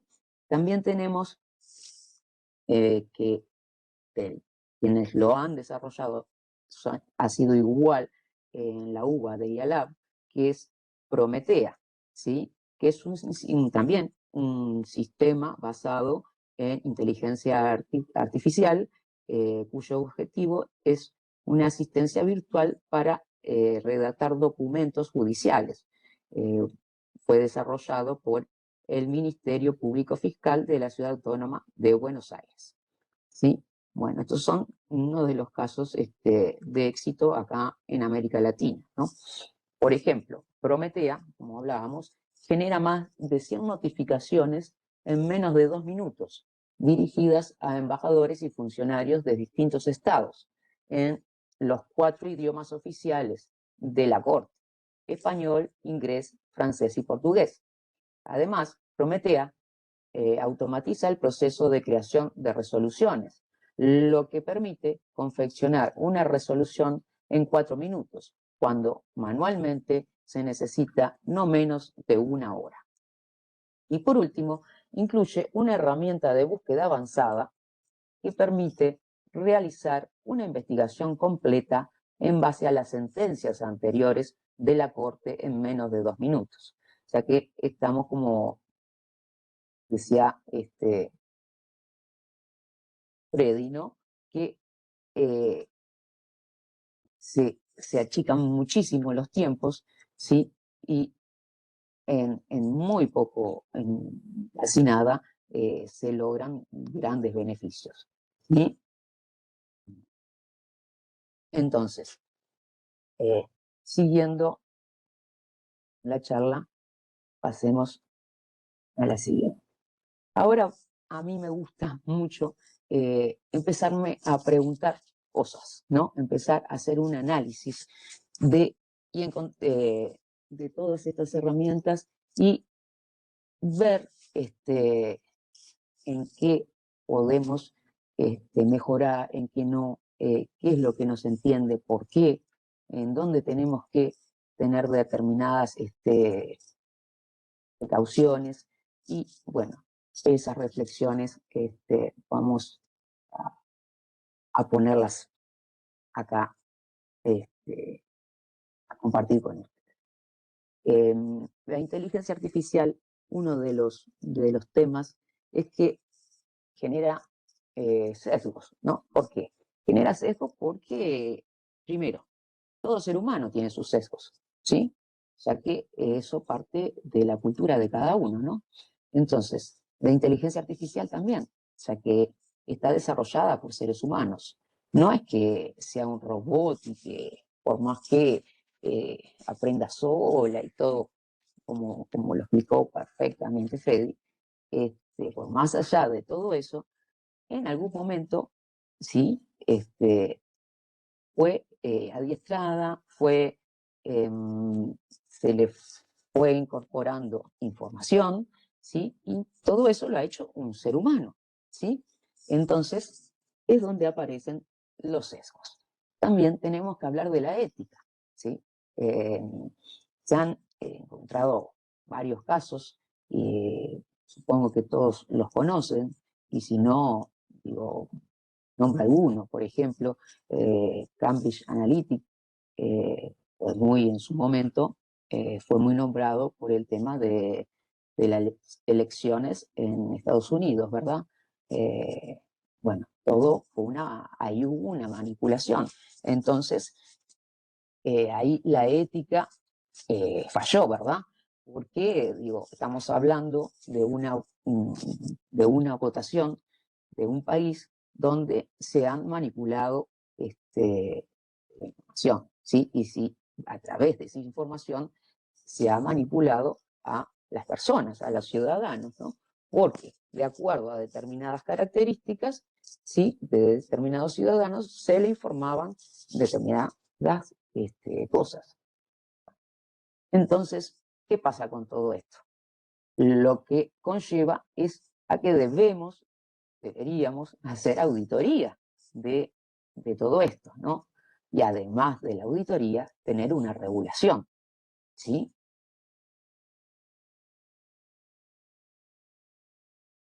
Por ejemplo, los sesgos. Para tratar de evitar esos sesgos, ¿sí? Es lo que decíamos, se necesita una normativa regulatoria, ¿sí? Que tiene que ser adecuada en cada caso. ¿Por qué? Porque no todos los países somos iguales, porque no todos tenemos las mismas culturas. Entonces, es lo que debemos estudiar y deberíamos hacer. Para eso es necesario, se entiende que es necesario, ¿no? Tener equipos multidisciplinarios con amplia diversidad de personas, ¿no? De representantes, durante todo el ciclo de vida del algoritmo, ¿sí? Del sistema de inteligencia. ¿Por qué? Porque, como decían, esto se va perfeccionando y es un ciclo, ¿no? Porque a medida que se le van incorporando nueva información, ¿sí? El algoritmo, ¿sí? Va a ir prediciendo de mejor forma. Entonces, hay que estar continuamente, ¿sí? Monitorizando y generando justamente todo un montón de registros de lo que se va haciendo, de esos ajustes, ¿sí? Para que queden como base, para que se sepa lo que se hizo, ¿sí? Y también existen tecnologías que es diseñadas justamente para la identificación de esos sesgos, ¿sí? En cuanto a auditoría, digo, desde mi punto de vista, ¿no? Yo entiendo que la auditoría no solo alcanza con auditar un algoritmo, ¿ah? Auditar esas cajas negras, a ver cómo se hacen, cómo, ¿no? También hay que auditar cuál es la información que se ha recopilado, ¿sí? Para introducirle a esos algoritmos, ¿ah? Hay que ver si esa información es información de calidad y diversa, ¿sí? Entonces, todo eso habría que auditarlo. Lo mismo que el modelo. ¿Modelo a qué le llamo? ¿Sí? Modelo es a todo el software completo, ¿tá? Donde puede haber más de un algoritmo, ¿sí? Porque a veces no alcanza con un único algoritmo para poder llegar a una solución de un problema, ¿sí? Entonces, es que hay que, a la vez de auditar algoritmo para algoritmo, la recopilación de la información, la calidad y la diversidad, también el algoritmo, el modelo, perdón, ¿sí? Es como la auditoría de un software, ¿sí?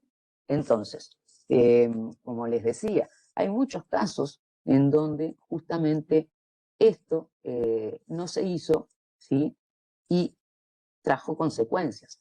Por ejemplo, hay otro caso muy conocido que es el de Volkswagen, ¿no? Eh, que este, quería pasar la prueba de no contaminación, entonces se engañó al sistema, ¿no? Y justamente contaminaba, pero cuando iba a hacer la prueba de no contaminación, el, este, el software detectaba que era una prueba, entonces no emitía esos gases, ¿sí? Bueno, eso, como es sabido, le trajo varias consecuencias a la empresa, ¿sí? Y bueno, todo esto hay que evitarlo. Ahora, permiso.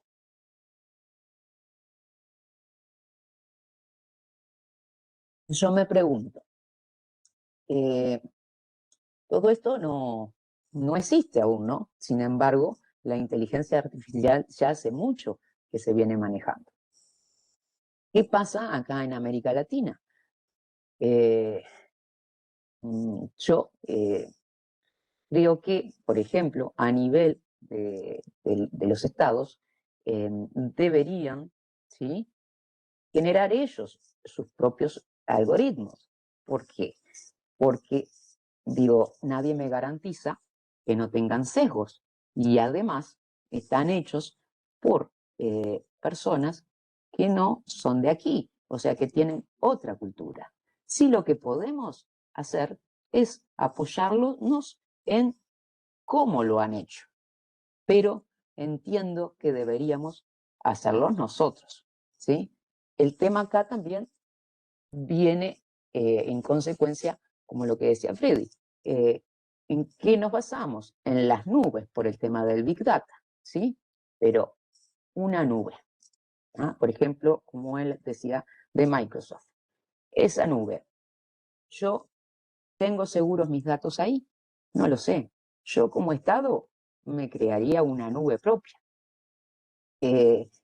Primero, antes que nada, quiero decir que todo esto, lo que estoy diciendo, es reflexiones mías personales, ¿eh? No es que lo esté sacando de algún lado que lo hayan dicho. Me parece, ¿sí?, que lo deberíamos controlar nosotros, ¿no? Y para eso se necesita mucha capacitación que nos está faltando, sobre todo acá en nuestra región, ¿no? En América Latina y el Caribe. Entonces, sería una buena cosa justamente esto que estamos haciendo y que les agradezco, es fomentarlo más para empezar a generar conciencia en toda la ciudadanía, ¿no?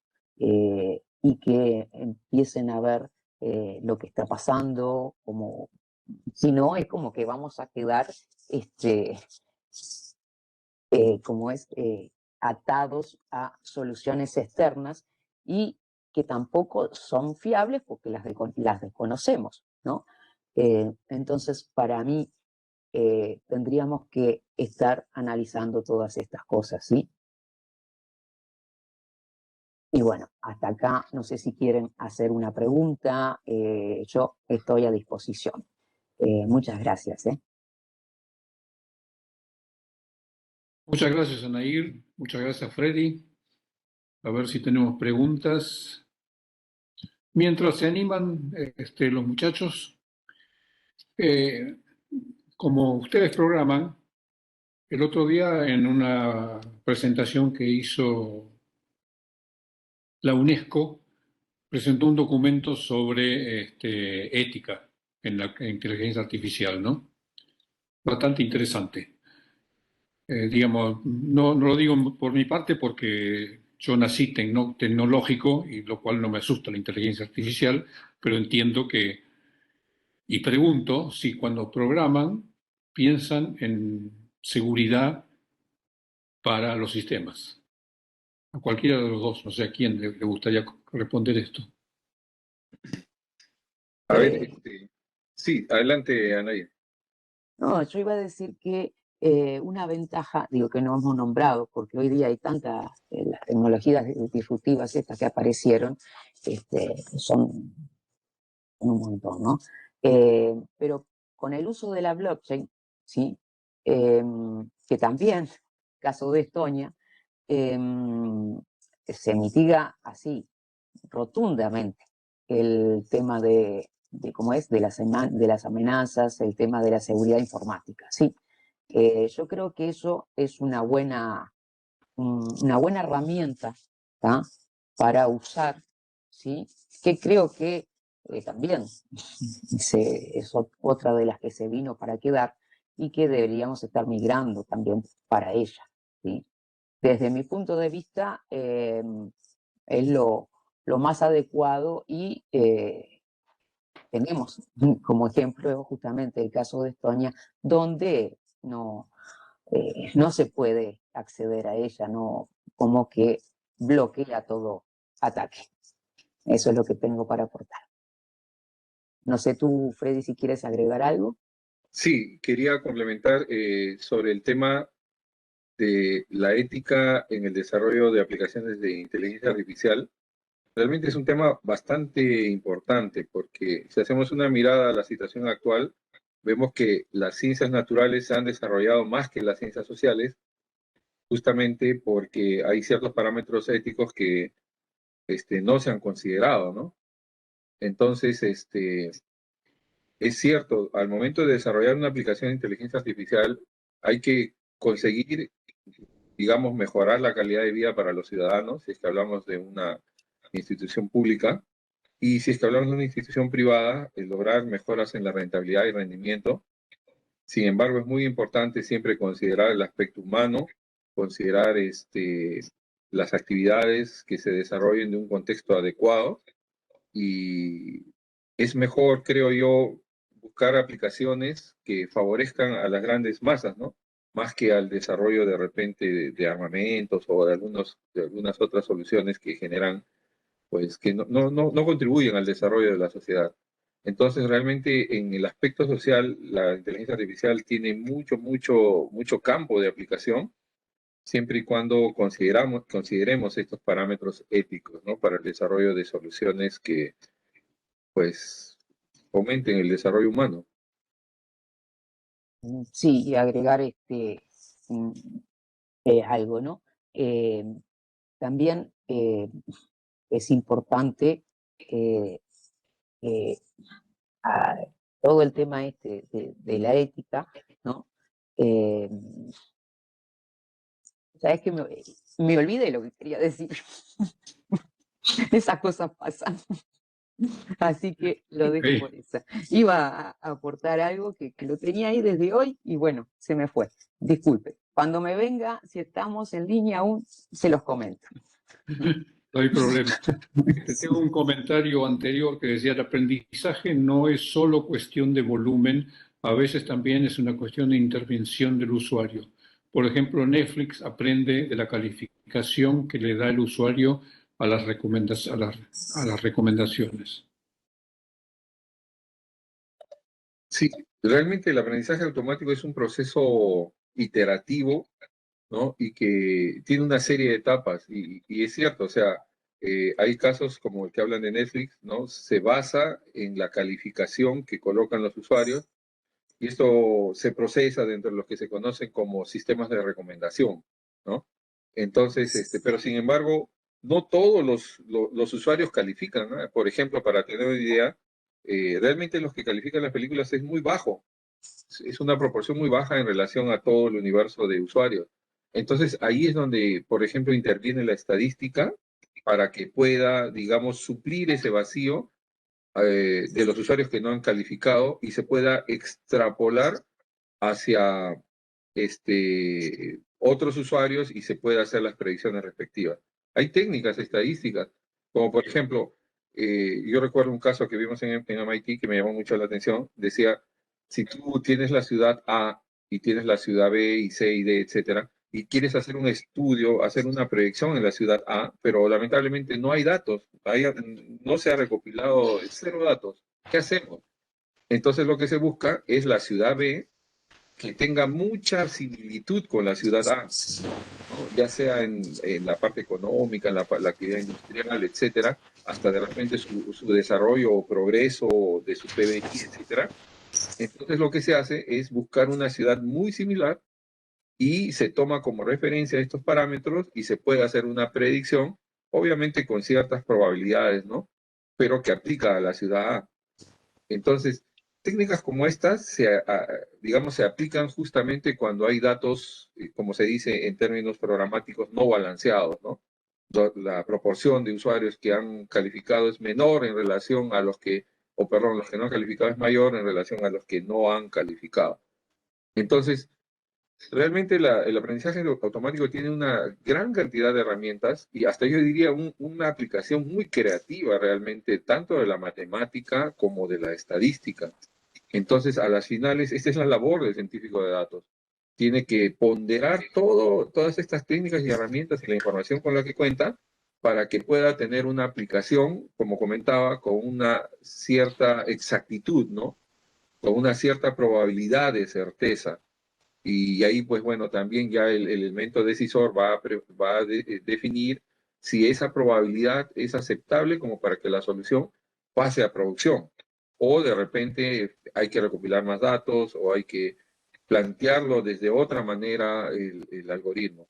Pero en general, hay realmente mucho trabajo detrás del aprendizaje automático. Y sobre todo, si hablamos de deep learning, es mucho, mucho más trabajo. Entonces, complementando un poco lo que decía Nair, sí es cierto, es muy importante que nosotros desarrollemos de manera local nuestros algoritmos, ¿no? Que cada uno de los países hagan investigaciones y desarrollen sus propios algoritmos. Pero hay que tener en cuenta que en Deep Learning, los países desarrollados realmente nos llevan una, una gran cantidad de años. Son algoritmos muy, muy, muy sofisticados, porque imagínense de los ejemplos que yo mostré en el caso de la financiera, teníamos 10 o 15 variables predictoras que influían en la respuesta. Pero cuando hablamos de deep learning, hablamos de millones de inputs. Y son millones de hiperparámetros que se conocen que hay que configurarlos. Entonces, requiere pues mucho expertise en este tema. Sin embargo, hay ámbitos en los que sí se puede hacer desarrollos y es los que nosotros proponemos, ¿no? Pero realmente hay mucho por hacer en estas latitudes en lo que se refiere a aprendizaje automático. Capital humano hay, en Perú he tenido la oportunidad también de estar en diferentes centros de capacitación y veo a los jóvenes que lo han asumido con mucho entusiasmo, mucho talento, mucho joven que tiene un enorme potencial para desarrollar estos algoritmos. Lo hay. Me parece más bien que un poquito lo que falta es darles el derrotero, el camino, ¿no? Porque los algoritmos están y las realidades y sus problemáticas están, pero falta el nexo, falta la metodología, cómo identificar oportunidades de aplicación de soluciones de aprendizaje automático. Me parece que por ahí hay un pequeño espacio que hay que cubrir para poder desarrollar diferentes tipos de aplicaciones que, bueno, busquen pues, mejorar la calidad de vida de los ciudadanos. Sí, totalmente de acuerdo. Gracias. Bueno, la última de Mariana. Igualmente, en la blockchain ya se está intentando hackear la información. ¿Qué piensan? Siempre van a estar tratando de hackear, siempre. Digo, esto es como las leyes, ¿no? Siempre se le encuentra la vuelta.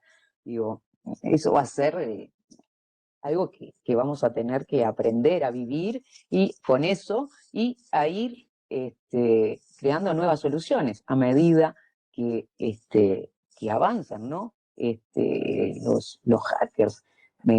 Eso va a pasar, desde mi punto de vista, ¿no? Va a pasar siempre. ¿Ah? Porque es una forma de hacerse de mucho dinero, ¿sí? Y a veces sin dejar rastro, a veces sin saber quién. Y aparte por las regulaciones también diferentes que hay en determinados países, ¿no? Porque, por ejemplo, no es lo mismo alojar la información, ¿no? En mi país, por ejemplo, o en Uruguay, que, no sé, en China, ¿no? O en otro país donde no tienen ninguna regulación y se puede hacer lo que quiera. Entonces, eso siempre va a pasar. El tema es estar con las herramientas adecuadas, ¿sí? Los funcionarios o el personal técnico adecuado para poder mitigar todos esos riesgos, ¿sí? Y también quiero decir, lo que me había olvidado, me acordé, es que el tema, lo que pasa es que siempre que surge algo nuevo, ¿sí? Algún desarrollo, algún invento, algo que sale nuevo, ¿sí? No tiene regulación. Siempre un invento va primero, ¿tá? Que la regulación.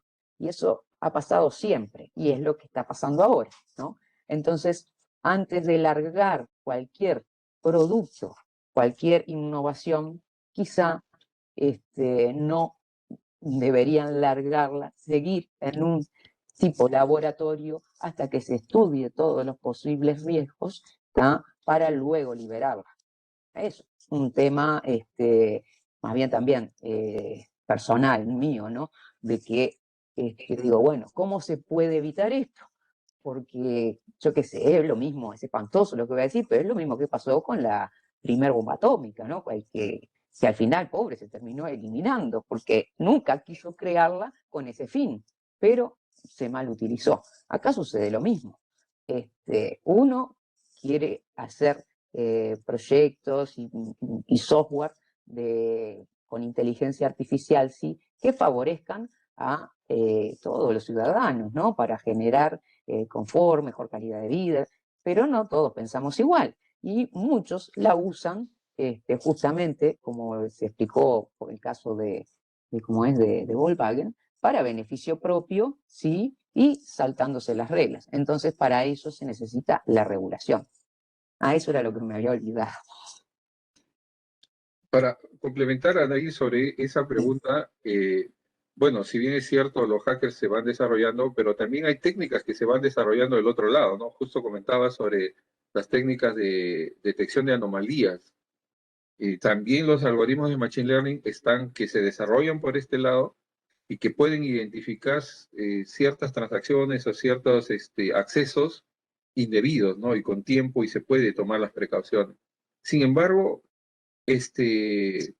también esto se complementa por las buenas prácticas. Lo que pasa es que cuando uno desarrolla software, tiene que tener presente todo el proceso de desarrollo y que incluye prácticas de seguridad. Realmente, si se analiza qué es un hacker es simplemente una persona que tiene tiempo y que se sienta y sabe que hay muchos temas de buenas prácticas que no las han ejecutado y que sabe muy bien que hay programas que no consideran ciertas rutinas que podrían generar vulnerabilidades. Un ejemplo, un estudio que se hizo, ¿no? Hubo un ataque, recuerdo, a las cámaras de vigilancia porque un alto porcentaje en el mundo, casi un 60-70% de usuarios compran las cámaras de vigilancia y no le cambian la contraseña. O sea, la contraseña de fábrica, es más, o sea, hay una alta probabilidad de que si se puede acceder a una cámara, la contraseña sea la misma a la que viene del fabricante. Entonces, temas así muy sencillos que no lo consideran los especialistas, los tecnólogos, y lo que generan es un espacio para que haya este tipo de vulnerabilidades. O sea, siempre va a existir, pero la medida, por un lado, es las buenas prácticas, las certificaciones para el desarrollo de software, para que el código sea seguro, ¿no? Y bueno, un poco se evite este tema. Ok, bueno, solo queda decirles que en el chat hay agradecimientos y felicitaciones por su participación, a las que me sumo. Excelente, ustedes dos. Ya en la red, en el canal de YouTube va a estar el mail, que seguramente va a ser muy consultado. Muchísimas gracias por estar y por haber participado, y gracias también a los participantes por haber llegado al final. Anair, Freddy, muchísimas gracias. Excelente lo de ustedes. No, muchas gracias a ustedes y vuelvo a agradecer la convocatoria y la oportunidad de poder compartir esto, que creo que es algo que nos convoca a todos, porque es nuestra vida, ¿no? Y es la que se va a ver afectada. Gracias, Óscar. No, gracias a ustedes. Gracias Hasta a todos.